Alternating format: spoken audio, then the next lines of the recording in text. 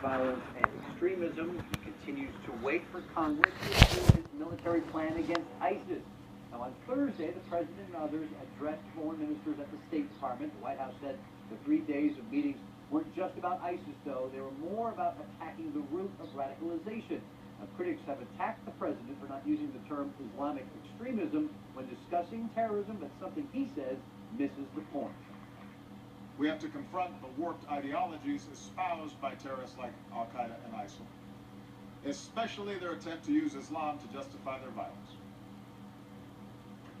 So this has become a big issue all of a sudden. It's been growing. This fight against ISIS has been growing for a while. Ken, first I'm curious as your response to how the president has been handling this, because there's been growing frustration. Recent polls have showed that the fight against ISIS is going badly by more and more people in the United States. Where would you rate it? Well, first, the fight against ISIS isn't the United States fight alone. And that's really what the delicate dance has been throughout the whole thing. The United States can't be the world's police. We already gone through that in various wars. We can name them all. That the United States was looked at as the world's police, and people started hating the United States when we were trying to help them, whichever country we went in and tried to do. So it's a delicate dance because there's people, and I'm one of those folks that says we should take more aggressive action, right? But the president, at the end of the day, has to balance all those. He has to get other people involved, get the neighbors that have been sitting on the sidelines watching this all get involved, and he's done that. Now people, once their folks started getting assassinated and really brutally beheaded, now they're involved. Now the neighbors in the neighboring countries are now engaged, and now you can get the United States involved in a different way, and hopefully the president will be able to convince the Congress that we need to have some kind of level of involvement from a congressional level as opposed to now. Tony, countries like Jordan, countries like Egypt, even just a few months ago, saw ISIS as somebody else's problem, which is hard for us to believe. Now they don't think that way anymore. Now they're getting engaged. It's even possible Jordan takes in some ground troops into Syria and Iraq. Obviously, you've been very critical of the president's plan, but where would you go? Would you have had American troops on the ground there? Is it perhaps now time for American troops on the ground there? My problem from the president's perspective has been I don't think he truly understands that to win this war, you do need to, at some point, as his generals have even testified before Congress, include a plan that has boots on the ground. And we're even seeing American public opinion shifting dramatically, whereas in October you had less than 50% who wanted it. Now you have close to 60% of people who understand if we're truly going to fight ISIS and beat them and prevent them from spreading their hegemony and their caliphate further than the 35,000 square miles they currently have, and even push them back greater. We're going into Mosul, supposedly in April, to push them out of that, the second largest city in Iraq. You have to have an opportunity to include American troops with a larger coalition of Sunni, moderate states, Arab and Muslim states, like Jordan, like Egypt, like Turkey, hopefully like Saudi Arabia, who do have a lot at stake on the front line. But don't minimize that we too, and the world as well, has a larger stake if ISIS spreads beyond its region. Don't forget, we have almost now 25,000 members of ISIS who have visas to travel into the United States legally, without being stopped, without being checked past the passport. So to stop ISIS there is, I think, in our greatest interest. The Jordanian and Egyptian examples, to me, also show what real resolve is, and this is not what we've seen from our president. He doesn't want to call it radical Islam. 75% of Americans call it radical Islam. We're sensitive to the fact that this is not the entire Islamic religion. We know there are a billion Muslims in the world, and this is obviously a minority of those Muslims. We understand that sensitivity, but to deny that this is a very organized, very well-financed, very effective radical group who use Islam to behead and crucify Christians, other Muslims, not of their faith, not of their necessarily doctrinal practice. Japanese, they go into Brits, Egypt, they behead 20 Coptic Christians, and you have the White House call them Egyptian citizens, denying that it was as a result of their Christianity, then go and have to go back and clarify that statement. You have a White House who, to me, is outside of the mainstream of certainly American public opinion, certainly the national consensus in our government, which Republicans want to give the president more power to fight ISIS,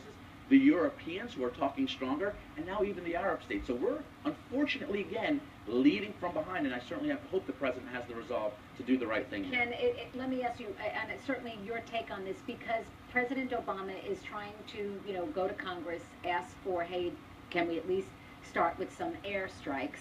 And he's waiting, but he doesn't have to. As the chief executive, in war, and this is certainly a war, he has the right, if he wanted to just say, okay, I'm sending in the planes, I'm sending in the ground troops, we're going to fight this head on.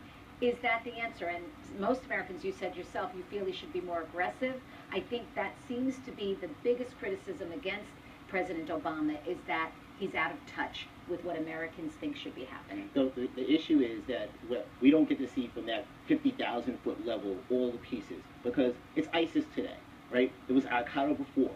And guess what? You wipe out ISIS, there'll be someone else, because our world is different. And it's unfortunate, because trying to communicate to folks like all of us that see these things happening, that want immediate responses. We want someone kicking down the door, doing what they have to do, blowing people up, whatever things that we think have to happen. But that's not going to resolve that problem. The war in the Middle East is a holy war, and we've had a lot of holy wars, whether it's in Catholic times, whether it's now. It's a religious-based war, and it doesn't get resolved by taking out Group A, right? You have to say, all right, you don't get into that mindset. Someone else is going to come up. Now, the police, a local police would tell us it's like drug dealers on the corner. You take out this one, then someone else comes in. You got to get the kingpin.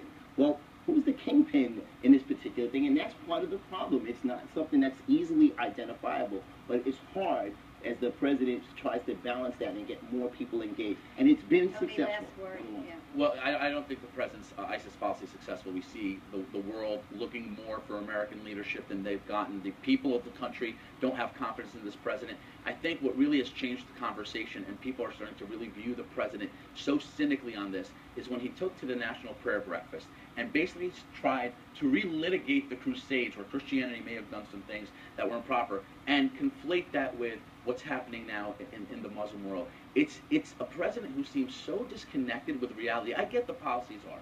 You know, you're right. There's so many options. None of them are guaranteed to work. We've dealt with so many issues in this region for decades. I'm not suggesting that he has to have the magic pill, but when you, as the President of the United States, change the conversation and blame Christianity in history, tell the Egyptians they shouldn't have retaliated against ISIS, which he just did after they beheaded 20 of their citizens, people look at him and say, does he really get it? And is he really on our side? That's what leads to comments like Rudy Giuliani just made, which, while we could totally not agree with them, does beg the question, what is this president thinking? Because he clearly seems to be operating outside of the mainstream of the entire world community on this. Yeah, gentlemen, Ken, I'll give you one very quick last word. We've got about 30 seconds. No, it's definitely, the question again is, Tony is saying it's not something that's easy to do. The president is doing a fantastic job. It could be done better, and balancing with a Republican Congress, trying to get it done is going to be difficult. Ken Jenkins, Tony Sayegh, thank you. Great conversation as always. Thanks, gentlemen. Thank you. That's all the time we have for this edition of Newsmakers. I'm Scott McGee. I'm Janine Rose. More news is next. Stay tuned. Oh no, that's all the time you have.